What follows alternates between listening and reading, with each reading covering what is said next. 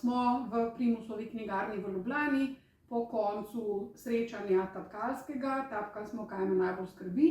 V naročju so nekatere od knjig iz tega področja v slovenščini, ali originalne v slovenščini, ali prevedene iz angleščine.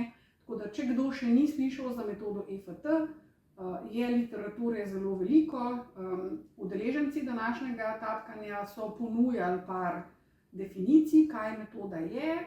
Ena od definicij je zelo hitra samopomoč, se pravi v trenutku, ko si v čustveni stiski, narediš nekaj podobnega, kot zdajle je, se pravi dvigneš roko, tapkaš te dve kosti, točk je več kot ti dve kosti, tekstov je več, kot smo jih mi danes uporabljali, ampak je to eno vabilo komurkoli, ki ima čustvene bolečine, ki ga kaj skrbi, jezi, kjer čuti v telesu napetost, da se loti, da uporabi EFT in da opazuje, kako na njega deluje.